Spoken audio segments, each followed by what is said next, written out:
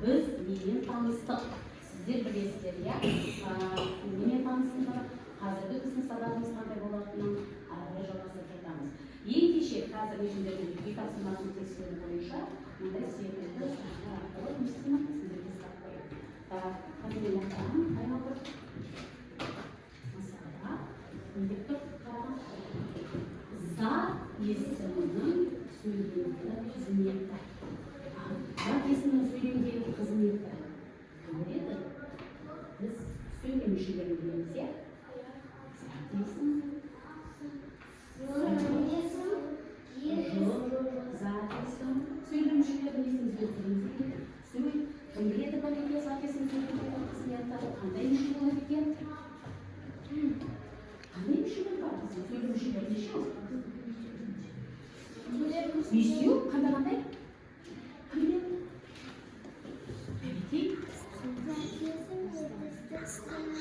Сөз таптары емес, сөйлем мүшелері. Неше бізде? Бас, ендеше, бас дауыш, қарай. Сосын толық дауыш, қысық дауыш, анық дауыш. Олай болса, зат есім қандай сөйлем болады? Қай сөйлем мүшесі болады?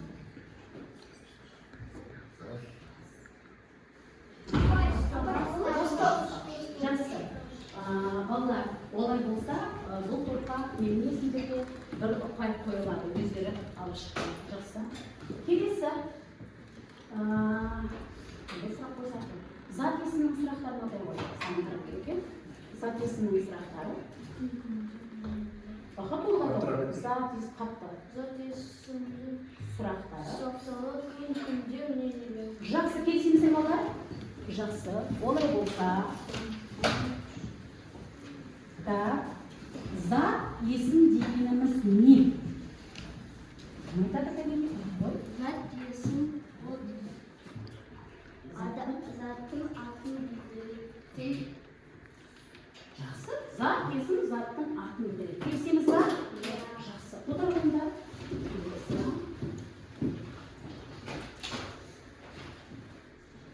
Зат есімнің көптік жалғауларын атай қойыңдар. Зат есімнің қандай көптік жалғаулары бар? Зат есімнің қандай көптік жалғаулары бар? Қандай? Көп мағынада. Зат есім сенің Кім айтады кәден көптік жалғау? Көмекке кәдеке айдың. Дұрыс айтады. Лар, лер, дар, дер, тар, тер. Бір ұпай мұншаққа. Бір ұпай. Жақсы ұпай ойындар балалар. Бүгін, аха. Енді келесі тағы да. Күрделі зат есім дегеніміз не? Күрделі. Әрине басқа жауап беретін бала жоқ па? Күрделі дегеніміз. Қайта ойайын. Одан да көп. Сөздерден тұрады, иә? Дұрыс айтады. Мысалы келтіре аламыз ба? Балалар болмайды. Қалай болады? Күрделі. Мысалға, ата, ана. Ата, анасы шақырды. Жақсы, отыра қой. 2 ұпай, 3 ұпай сендерге. Қайсысы болмады? Кәнекте сұрақты қарай. Жалпы есім дегеніміз не? Жалпы есім дегеніміз не? Қай топ біледі? Жалпы есім дегеніміз? Жалпы. Қалай жалпы болады? Жалпы есімдер, физиктік жалпы есімдер. Әмин басқа. Жалпы есімдер қалай жазылады? Гүлназ, кім бар тағы да? Әмин баласы. Асыл. Жалпы есімдер қалай жазылады?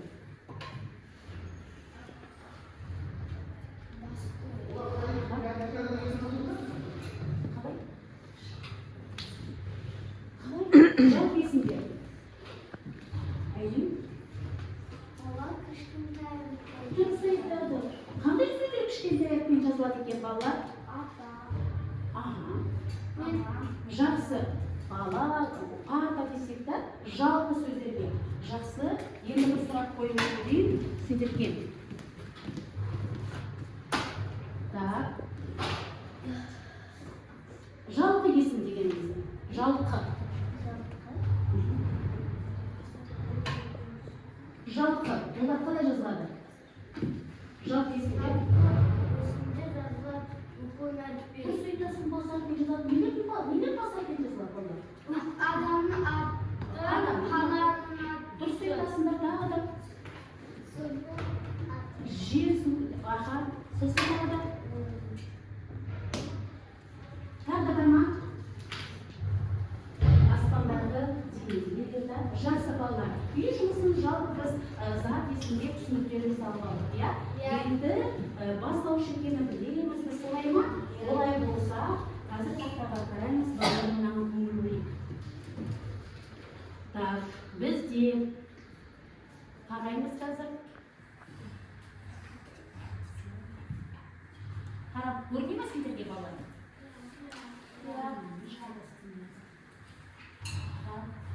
Қарай қойды. Бірінші суретте кімді көріп тұрмыз? Екінші суретте кімді көріп тұрмыз? Үшінші суретте кімді көріп тұрмыз? Айтады, бірінші суретте кім? Әнші ма? Балалар? Кімде? Күйші. Қандай күйшінің бар қазақтың? Аттарын бер? Кім? Біріншіде ма? Бірінші суретте кім? Күйші. Қандай күйші? Әже күйші атаны білеміз. Құрманғазы атамыз дұрыс айтады, шығады қойып Динас. Дина Нұрпейісі бар. Дұрыс па балалар? Жақсы. Олай болса, бірінші суретте бұл кісілер кімдер? Сұрақ қоямыз. Күйшілер, иә? Екінші суретте қоямыз. Екінші суретте кімді? Ол кім? Кім? Иә? Суретші. Дұрыс па балалар? Келесі суретте кім тұр? Биші. Ал кім ол биші? Білеміз ба? Біле қоймайтын шығарсыңдар, иә? Білесің ба? Кім? Биші кім бізде? Жара Жиылтова. Апамыз, иә? Енді қарайық. Келесі суретті қарайықшы. Мынау кім? Актер. Актер дұрыс айтады, бұл кім? Кім? Қазақстанның әйгілі актер кім? Иә, кім?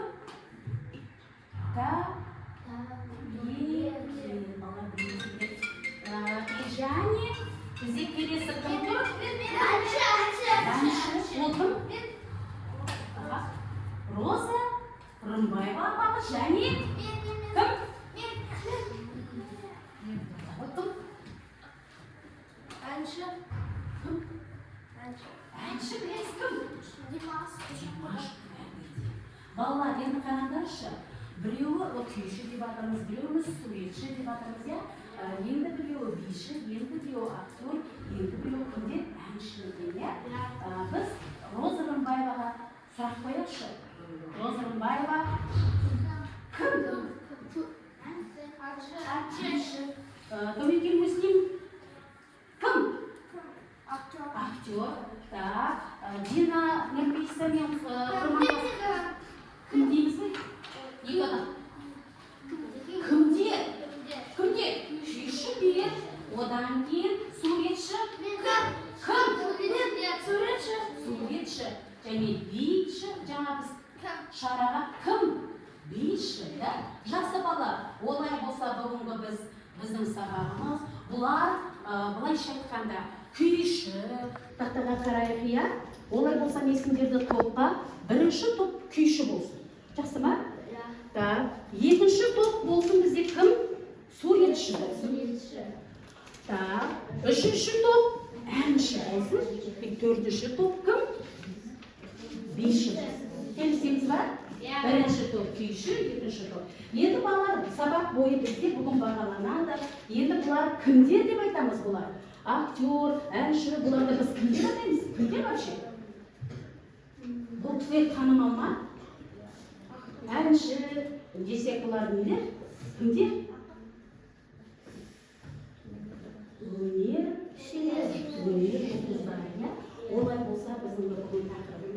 тарау бойынша өнер, ал және атақты танымал жұлдыздар болғандықтан мен осылай сіздерге алып тұрмын, иә, танымал адамдарды. Олай болса, енді біз өнер адамдарымен танысқаннан кейін бүгінгі біздің сабақ енді осы күйші деген сөзді түбірін табайықшы. Күйші, түбірі қайсысы? Күй, жаза қойын жеге кестес. Түбірі. Мен жеге жаза қой. Күйші, екінші қатардан жаза қой, суретші. Шыға қоймасын, келе қой. Суретші деп жаз прямо асты. Бұлай, сүрші, қазір жерге. Мына жерге ғана жаза қой. Үшінші топтан шыға қойды. Бұл жерге әнші. Сөздің түбірін табам, сен төртінші топтан біреу шыға қойсын. Кәнекей кім? Келе қой. Кім? Келе қой. Кім? Жоқ, қазір мына жерге жаз. Өйткені үстіне жазамыз. Түбірін табасыңдар. Бейші.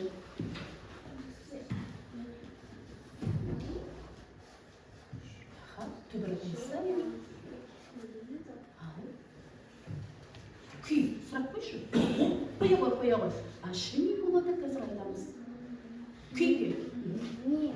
Не? Дұрыс айтады балалар. Күйге қандай сұрақ қоямыз? Не? Дұрыс па? Дұрыс. Не? Ал енді күйші қандай сұрақ қоямыз? Күйші сұрақ қоямыз? Біреу болса, кімдер дейміз ба? Кім? Қараңдар, болды не? Ал шы не болады бізде? Сөз ауысты ма балалар? Ауысты. Болды не күй, ал шы жұрнақ қосымша. Қоя қой. Ендеше жаңа сөз пайда болды. Иә? Күй не? Күйші жұрнақ. Ендеше неден кімге ауысып кетті, иә? Отыра қой жақсы, шапалақ қойыңыз кімге. Келесі. Сен де сөйлей қой. Суретші. Түбірі қайсысы? Сурет сұрақ қойыңыз. Жақсы.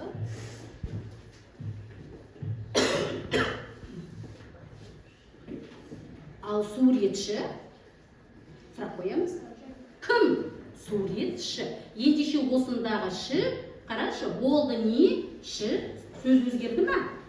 Өзгерді. Отыра қой. Жақсы. Кім деді? Ары қарай. Әнші. Түбірі қайсысы? Сұрағы? Не? Дұрыс айтасың? Не? Ән. Ал енді әнші. Сұрақ қоямыз. Кім? Дұрыс айтасың. Ендеше сөз өзгерді ма? Жаңа сөз пайда болды ма балалар? Иә. Онда жаңа сөз бұл жұрнақ. Жаңағы сөз туды жаңа. Жақсы отыра қой. Бұл кім болды? Ары қарай. Бейші. Түбірі. Бей. Сұрақ қоямыз. Бейі. Не? Бей. Ші. Бейші. Мен сұрақ қоямыз. Едіңіз ба? Кім?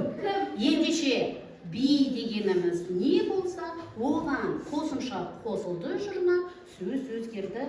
Кім болды, иә? Қалай белгілейміз өзгерсе? Қандай үшін?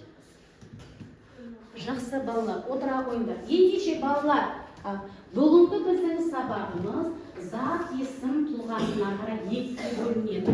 Негізгі және туынды. Негізгі және туынды. Негізгі және туынды. Бүгін балалар біз және туынды. Міне жаңа өздерің ашқандай. Мінекей, күйші қарай. Күй не? Негізгі зат есім күй. Ал күйші ол сөз не істеп кетті? Ауысып кетті, иә? Басқа жаңа сөз пайда болды. Кімге айналды, иә? Сол сияқты суретші. Түбірі сурет сұрақ қойдық қандай? Не? Ал шы жұрнағы қосылды. Кім деген сұрақ болды. Иә? Ендеше жаңа сөз пайда болды. Ендеше бүгінгі бізді негізгісі күй, сурет, ән, би. Ал шы жұрнақтары қосылды туынды зат есім береді. Олай болса ережені қарай. Негізгі зат есім дегеніміз немені тыңдағандар. Негізгі зат есім дегеніміз айқын, ешқандай қосымшасыз түбір мысалға күй, сурет, ән, би, бала десек, ата десек, ол түбір, иә? Ешқандай қосымша. Ал егер жаңағыда қосымша қосылса, түбірге қостық қой міне, ш жұрнақтары, иә? Немесе балалық десек, сазгер десек да, басқа сөз пайда болса, оны біз не дейміз? Туынды зат есім дейміз. Олай болса балалар, міне бүгінгі біздің енді мақсатымыз не бүгін? Біз сабақ бойы осы негізгі және туынды зат есімдерге не істейсіңдер? Жаттығулар орындайсыңдар, соны табасыңдар, анықтайсыңдар, мәтіннің құрамын табасыңдар. Дәптерді ашыңдар. Дәптерді ашыңдар. Бүгін көпін жазып, бүйтіп тақырыпын жазып.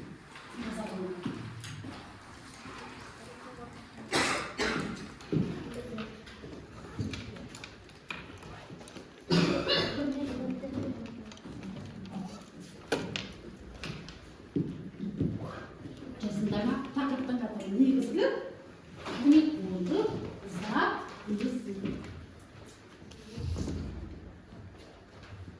Зат есім.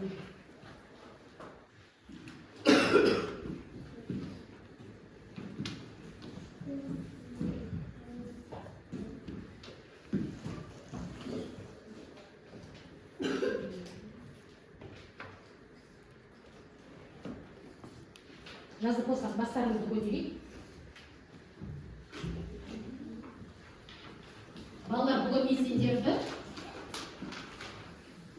мен сендерді бағалаймын.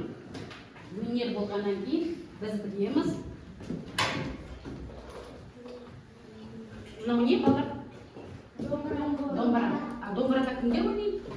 Домбырашылар, иә? Күйді де домбырамен ойнаймыз, иә? Нелерді. Ендеше бізде бүгін бағалаймын сендерді. Кім бізде музыкалықтарға барып жүреді? Домбыраның неше пернесі бар? 10. Ендеше осы домбырамен бағалаймыз кім қанша. Және мынау нелер балалар? Нота. Ең төменгі нота қандай бізде? До. А ең жоғарғысы? Си. Неше нота бар бізде? Ендеше қазір тапсырманы орындаған кезде біз не істейміз балалар? Білуіміз керекпіз, иә? Олай болса, мен сендерге қазір бірінші топ сендерге мынандай тапсырма берейін деп тұрмын. Бізде бірінші топ графикалық диктант. Егер иә деген сұраққа берсек, астына саласыңдар үшбұрыш. Жоқ деген болса, сызықша, астына графикасын сала қоясыңдар. Жақсы ма? Бірінші сұраққа қарайсыздар, екінші сұраққа қарайсыздар. Мінекей бірге сендік топтық жұмыс болған егер қалай топтық ерекшелерді білеміз ғой.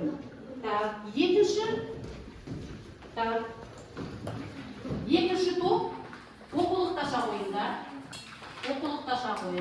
17-ші бет, 27-ші жаттығу. Дәптерге орындайды, немесе тақтаға шығып қазір орындайды. Дәптерге орындап алыңдар. 17-ші бет, 27-ші жаттығу. Неге тұр сендерде? Мақалды қатесін түзеп, көшіріп жаз, қатесін жейсіңдер. Және туынды зат есімдер табасыңдар. Үшінші топ қайсы? Сәйкестендіресіңдер. Қайсы екенін естесіңдер, сызық көрсетесіңдер. Топтық жұмыста бірге жұмыс істейсіңдер. Енді төртінші топ бишілерге мынадай тапсырма. Семантикалық картаны толтырасыңдар. Негізгі қайсы және туынды. Жаңа түсіндік қойда негізгі зат есім дегеніміз қалай жазылады? Туынды зат есім қалай жазылады? Енді осыған қарай. Негізгі зат есім қалай жазылады деген жаңа? Ешқандай несіз қосымшасыз да түбір. Ал туынды зат есім қосымшамен. Ал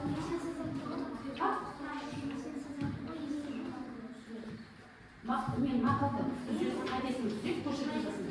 22-ші. Таптыңдар ма? Таптыңдар ма? Дұрыс па? Әйден тексеріп жүрсем. Бірінші топ болды уже, бірақ дұрыс па? Қате ма? Тексерейін.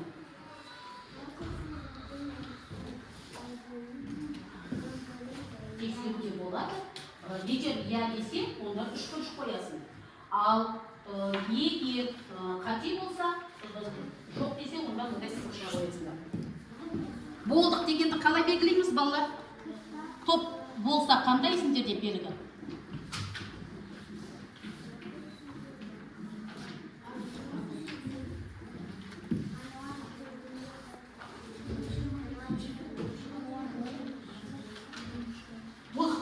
Кім болды? Қай топ болды? Болдыңдарыңыз қалай? Қолыңыз келді. Болдыңдар, жақсы. Кім шығады кәнекей? Шықты екеуі. Бірінші балалар, бірінші топ болды графикалық диктант. Кім шығып түсіндіреді? Айлин кіммен? Айкіммен? Оқимыз. Так, бірінші. Біреуін ғана оқыңдар. Иә. Дұрыс па балалар? Иә. Екінші сұрақ.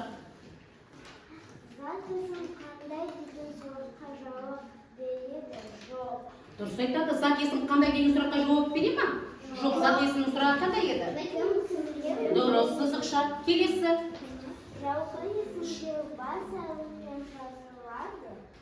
Иә. Дұрыс па? Жалпы есімдер бас әріппен жазыла ма? Иә.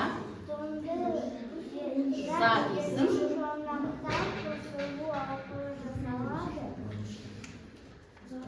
Жоқ па? Біз жаңа не айттық? Мыналар нелер? Туынды зат есімдер. Мінекей бір қате 4 сұрақта менше сабақты түсінбедіңдер, жаңа мен ережесін айттым. Негізгі зат есім ешқандай қосымшасыз, ал туынды зат есім жұрнақтар арқылы жасалады. Міне туынды, жаңа сөз пайда болды ғой. Үш ұпай отыра қойыңдар. Яғни домбыраның немесе неше нотаның домбыраның несі бізде 3 ұпай. Мына жерге 3-ке қойып қойып, что біліну үшін, 3 ұпай. Топтық жұмыста. Болдыңдар ма? Келе қойыңдар. Үшінші топтайын, тыңдаймыз. Келе қойыңдар. Кім шығады көмекке? Асыл келе қой. Үндемей отырмыз. Оқимыз. Сәйкестендір. Кітапхана. Дос. Дұрыс, ары қарай. Малшы. Сендер қойдыңдар малшы. Дұрыс па? Бір қате. Ары қарай. Егін шы дейді. Дұрыс па? Жоқ. Екі қате. Ары қарай. Орындық. Дұрыс. Ліп және таза. Жақсы. Міне жеті не? Енді қараңдаршы. Мынау кітап, дос, мал, егін, орын, шебер, таза дегеніміз бұлар нелер? Қандай зат есім? Қосымша қосылды, бұл қандай зат есім? Қалай дедік жаңа ғана біз айттық? Ешқандай қосымшасыз бұлар не болады? Негізгі зат есім, ал қосымшамен жасалғанда қандай? Тақтада тұр. Қандай қосымшамен жасалып тұр? Туынды зат есім пайда болды. Қандай кітап? Кітапхана. Жаңа сөз пайда болды ма? Дос, достық. Мал, малшы. Малға не қоямыз? Ал малшыға не қоясыңдар? Мал. Не? Ал малшы? Отыра қойыңдар. Сендерге де 3 ұпай, өйткені толық емес. 3 ұпай, домбыраның 3 ұпай. Келесі қайтып болды, тезетейік. Болдық па көшіп? Гүлназ, келе тақтадан жаза ғой, тез-тез. Балалар ережеге қарап отырыңдаршы. Негізгі зат есім қалай жасалады? Және туынды зат есім. Мұнда бар кітап. Мұнда бар. Кел.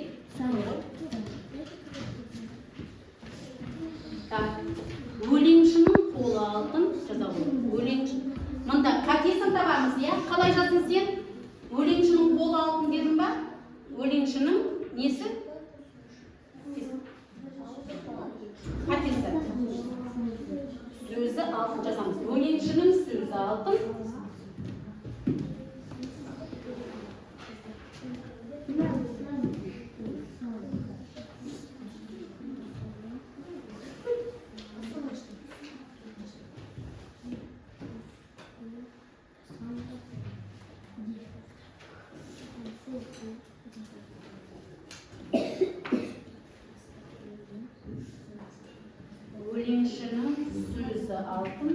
Так, төртінші топ болдық па?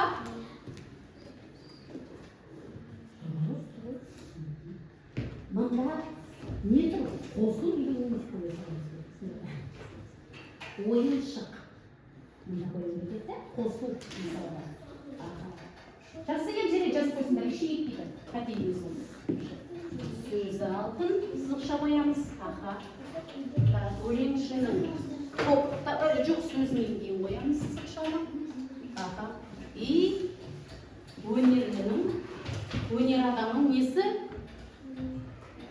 Өнерлінің қолы алтын.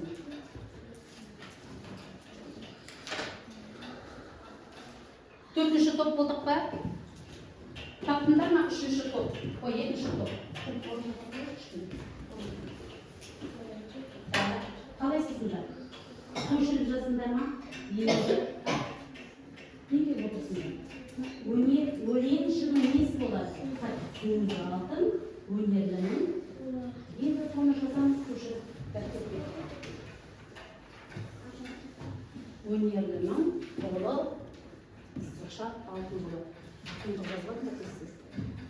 Болдық па? Келе қойдар. Кім талдағанша келе қойдар. Кім? Так, кім көмек береді? Кәнеке төртінші топқа кім? Кімі балалардың? Үндене отырмыз. Келе отырмыз. Мені жатыр қабаты қойым болады. Так, мұнда семантикалық карта, я? Бірінші сөз. Сөздерді оқып шығайық. Так, айтай қой. Ойыншық. Негізгі, және оны айтасың, ойыншық, негізгі затесің қайсысы? Ойын, туынды затесің? Ойыншық. Жақсы, келесі. Доп. Бұл қандай? Негізгі, дұрыс жазсыңдар, негізгі, өйткені өзі түбіртейін. Дәрігер. Дәрігер ол қайсы болады? Туынды заты ғой, я? Неге туынды? Өйткені түбір қайсысы? Дәрі, ер, дауыстарын шығарыңдаршы. Ер не болады? Жұрнақ. Әрі қарай сен оқи қой. Білім. Білімді орындамапсыңдар, е? Білім, түбір қайсысы? Біл, мінеке түбір. Біл, ол етсікті, не істе біл. Білім, ол не болып тұр уже? Жұрнақ, ендеше ол қайсы болады? Туынды сөйле, ары қарай. Гүл. Негізгі туынды? Гүл. Негізгі. Ары қарай тілші. Түбір қайсы? Кім сенің атын? Адина ма? Аделина. Тілші, түбір қайсысы? Тіл. Тіл, да? Сұрақ қоямыз. Не? Ал тілші? Не болды? Жұрна. Ендеше оған қандай сұрақ қойымыз тілшіге? Тілші. Кім? Жұрна. Сазгер. Саз түбірі. Ал сазгер. Жұрна. Ондай ол қандай затесін болады? Туынды. Ары қарай отырамыз. Жақсы. Ендеше балалар жалпы күндерге біреу, екеу, үшеу, төртеу. Дауыстарыңды шығарып беріп балалар.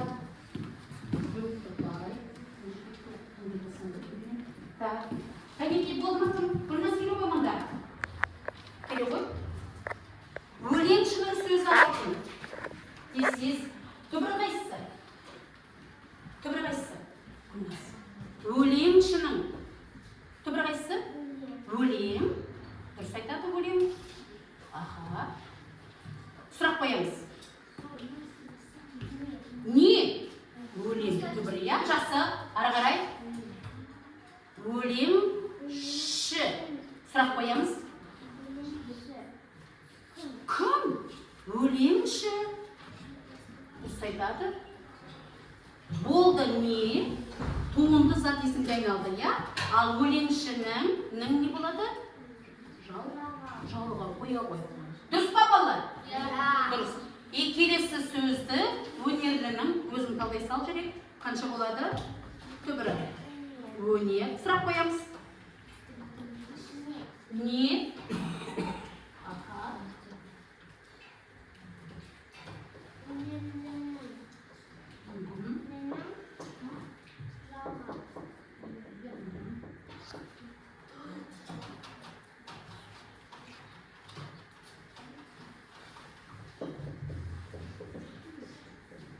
Жалға отыра қой.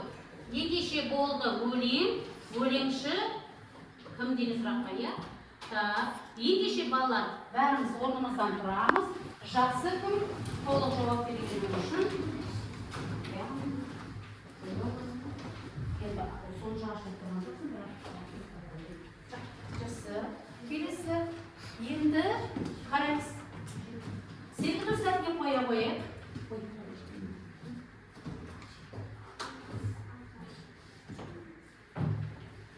The Bluetooth device is ready to pair.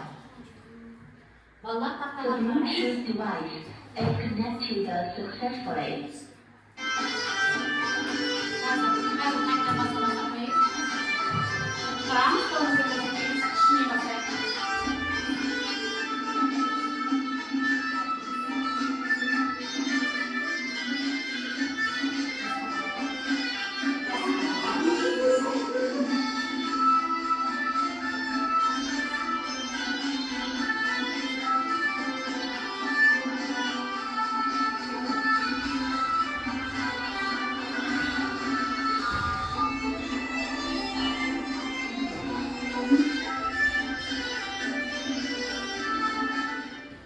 Жақсы, отыра қойыңдар. Бірінші суретте қандай мүйіз болды балалар? Қошқар, мүйіз. Екінші қандай не болды жаңа? Мынандай біз жасадық, ол қаз, табаны.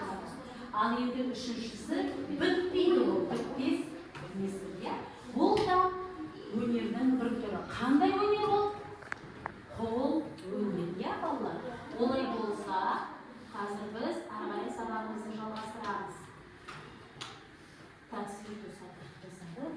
Енді балалар қазір безіндерге өзі сонымен қатар бізде өнерді тақтаға қарай. Өнердің түрлері өте көп.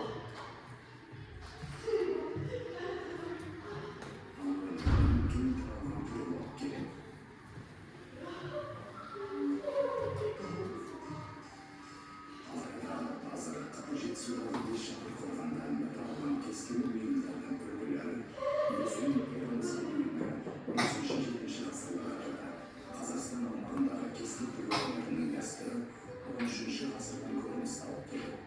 Қазақ кестесінің дамуы 19-ші ғасырда өзінің шарықтау шегіне жетті. Қолданбалы өнер түрлерінің ішінде кесте тігу ою-көркемдік түрде өнердегі ең қолжетімді тәсіл болған. Шығармашылық үрдістің нарығына орындық тәсілдің салыстырмалы түрлері оңайлығы ой-өріске айтарлықтай еркіндік берген. Бұл осыған уақытта әсіресе қыстың ұзақ кештері болған кезде әйелдер қыздарының бірі өзінің сүйікті ісіне кіріседі. Бұл шаруамен айналысқанда олар өзінің қиялындағы сырлы өмірге сүңгіп кетеді. Ойластырылған тәсілге байланысты алдындағы әртүрлі қалыңдықтағы жіп дайындалады. Жақсы. Балалар, енді бұл видеодан нені көруге болады, балалар? Бейнефильмнен не түсіндіңдер? Өнердің қай түрі берілген, балалар? Қандай? Өнердің қай түрі берілді, балалар? Өнердің қай түрі? Яғни ол неден жасаймыз біз? Немен? Кімге ою? Тамаша. Олай болса, балалар, міне бұл мәтін емес, кітаптағы 15-ші бет мәтінмен жұмыс жасаймыз қазір. Бірінші топ бізде, қараңдар, бірінші топ сендерсіңдер ғой. Қараймыз, баяғы заманда бастап күнелтіпті деген білген, оқисыңдар. Не туралы айтасы, дауыстап оқыңдар. Екінші топ, ары қарай жалғастырамыз. Bir күні әйел сатып алады деген білген, дауыстап оқыңдар. Үшінші топ, әйел үйге келген соңынан бастап дейді дейін сендер оқисыңдар, сосын ашасыңдар мазмұнын. Төртінші топ, Бұл да дұрыс екен деген бар ғой, соңына дейін. Түсінікті ме? Бұл да дұрыс екен. Бүгін ананың асыл арманын ашыңдар и оқимыз. Түсінікті ме? Мына жерден бастап оқисыздар. Төртінші топ. Мына жерден бастап оқисыздар. Бұл да дұрыс екен деген сияқты. Түсінікті ме? 15-ші бет. 16-ші бет. Сендердікі соңынан. Бұл да дұрыс екен. 15, 16. Бұл да дұрыс екен. Я көрсетеді. Үшінші топ. Қай жерден оқисыңдар білесіңдер ма? Қай жерден дедім мен? Үшінші топ. Әйел үйге келген соң. Мына жерге дейін. Я? Дейді. Дауыстап оқимыз. Екінші топ түсіндіңдер ма? Бір күні.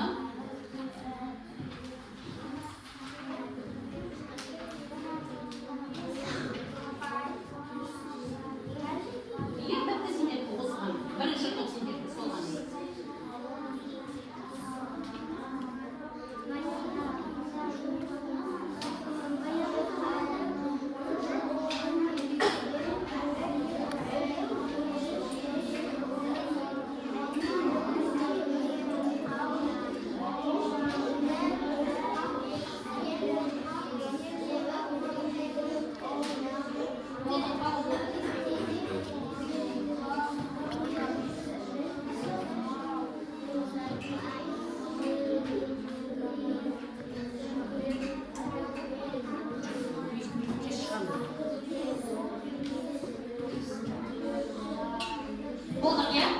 Болса, тоқтатамыз. Бірінші топ оқиды, кәнекей. Кім оқи қойсын? Баяғы заманда жұлқынды үйде әлі үш ұлымен туылды. Әлі өте шебер кісі екен. Ол үйіне топқа Орамалды жібекпен кестелі өнертіпті. Тыңдаймыз, екінші топта қарай жалғастырасыңдар. Енді не түсіндіңдер? Баяғы заманда кім өмір сүріпті? Ана өмір сүріпті, я? Жақсы. Енді қараңдаршы. Ол дейді, қандай үйде өмір сүрген? Жұпыны ғана үйде дейді. Жұпыны деген бізде үстінде жұлдыз жатыр. Бізге таныс емес сөз, да? Тағындай таныс емес сөз тұр балалар. Торқа. Ендеше тақтаға қараймыз балалар. Жұпыны деген сөздің сөздікпен жұмыс қараймыз. Мінекей. Әйел дейді. Жұпыны деген мағына балалар қарапайым немесе кедей деген мағынаны түсіндіреді. Түсінікті ме? Баяғы заманда бір әйел өмір сүріпті, ол ана кедей болып деген сияқты, я? Ал енді торқа деген сөзге қарайық. Торқа дегеніміз ең қымбат жібек мата. Естеріңе сақтап отырыңдар, қазір қарайық. Соңында әйел адам қандай кісі болыпты? Қарамен жазылған шебер болыпты, я? Ол не тоқыған? Не кестелік тоқыған? Мінекей ою. Ең қымбат не? Ары қарай кеттік, екінші топ. Оқиды кім? Біз бесінге шығамыз.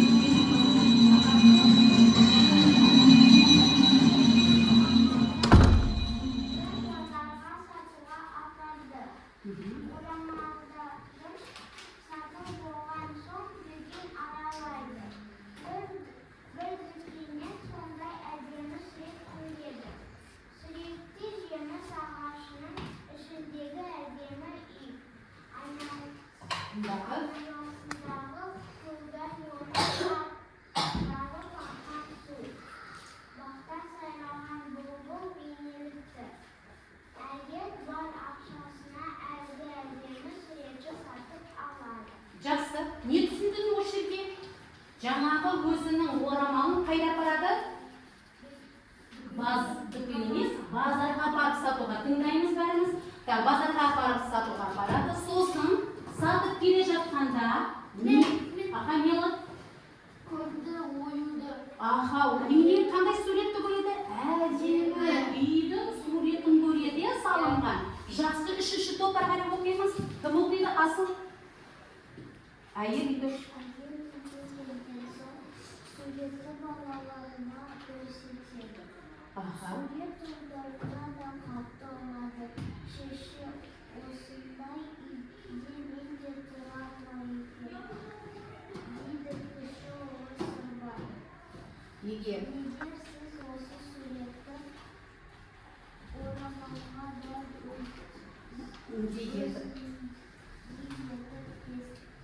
кестелесеңіз, сол суреттегі өмірдің ішінде өзіңіз дедіңіз дейді. Не деді сонда балалар? Ол суретті не істеді ол? Не істеді? Сатып алды да қайда алып келді? Үйіне. Кімдерге көрсетті? Ашындырсың. Кім? Кімге көрсетеді анасы? Балаларына. Сонда кіші ұлы Сырбай не айтыпты? Не деп айтты? Қандай ұсыныс білдірді? Не деді? Сол суретті, мұнда үйде бізде арман ғой, армандайды ғой әдемде тұрып та. Анасы не деді? Соны кестелесеңіз, өзіңіздің кестеңізге, орамалыңызға. Ары қарай?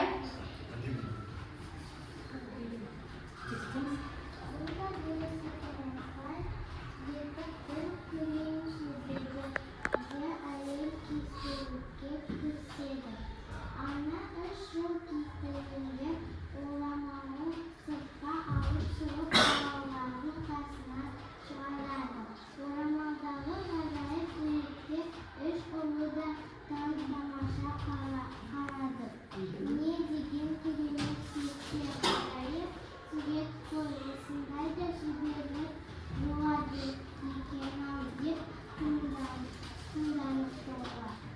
Жақсы. Ендеше жаңағы не деген екен? Анасы істеді ма сол орамалға, салды ма сол суретті? Иә. Неше жыл істепті соны?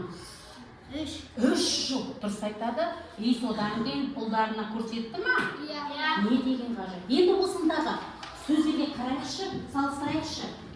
Шеберлік дейді, қарайық. Қарамен жазылған сөздер, иә? Шеберлік. Қараймыз. Шеберлік. Түбірін табайықшы балалар. Шебер дегеніміз. Ол не? Шебер. Не ол? Жұрнақ емес не дейміз оны? Сұрақ қоямыз. Не? Бұл қандай зат кесім? Қандай зат кесім? Негізгі зат кесім. Түбір өзі, иә? Қосымшасы бар ма? Бар ма түбірі? Жұрнағы бар ма? Ал шеберлік? Түбірі? Бар. Бұл қандай зат кесім? Әрине. Ендеше салыстырыңдаршы балалар. Шеберлік. Ендеше өнерпаз десек. Қарайық. Өнерпаз салыстырыңдар. Әлі түсінбей адамыз бұл. Бірінші сабақ сендердікі. Әлі әрқарай сабақта жол. Өнер сұрақ қояқшы. Бұл қандай зат кесім? Не? Өнер. Бұл қандай зат кесім бүгінгі? Ал өнерпаз, бұл қандай зат кесім? Онда. Енді ереже бүгінгі. Ерді микрофон бересіңдерге балалар. Ерді микрофон берсем, не білетіндер мысалға? Мен қазір сендердің сабақтарды кім қосылды тұрған? Сұрақ, мысалға, айтшы, қандай сұрақ қояр еді мысалға? Өз ойын, мысалға. Бүгін сен зат кесімнің несімен таныстың? Қандай зат кесім түгелмен таныстың? Айтшы, мен бұлай. Сен бұл ненен жаңалықпен таныстың? Қандай жаңалықпен таныстың? Негізгі зат кесіммен және бүгінгі зат кесіммен. Ал әрқарай сұрақ қойма бола ма? Негізгі зат кесім қалай жасалады? Кім келесің микрофон? Бере қой Асылымға. Асылым, негізгі зат кесім қалай жасалады екен? Негізгі зат кесім қалай жасалады?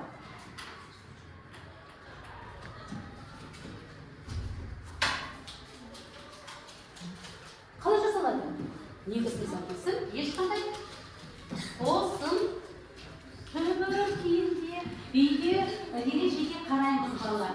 Енді балалар, бүгін біз сендерді мен жаңа айтқан болатынмын да, ноталармен бағалаймын деп, ол үшін үйге жазып қойыңдар. 17-ші бет, 23-ші жаттығу үйге тапсырма. Біз ойлағанымызда кері байланыспен микрофонмен үйге жазып қоя қойыңдар. Үйге тапсырма. 17-ші бет, 23-ші жаттығу. Және бүгінгі сабақ сендерге ұнады ма? Ұнаған жоқ па? Кері байланысты біздің бүгінгі ауа райына байланысты. Кімге сабақ ұнады? Мынаған. Кімге жартылай ұнады мұнда? Және бұлтты күн түк түсінген жоқпын десеңдер, осыған барып біле қойыңдар. Тіпті бір сөз жазсаңдар да болады. Мысалға, маған сабақ ұнады, немесе ұнамады десеңдер. Осымен сабағымыз аяқталды. Біз 5 минут кешкірген болатынбыздар. Тапсырманы жазыңдар ма еді? 17-ші, 23-ші жаттығу. Болды балалар, осында ертең бірақ өзіңіз ойлаған біраз сұрақ қоясыңдар ма?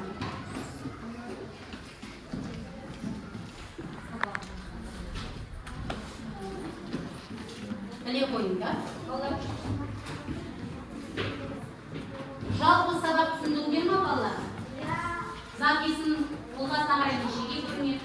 Үйде әлі сізден бұл бірінші сабақ, әлі сен қолағай сендермен әлі өтеді. Жақсы ма?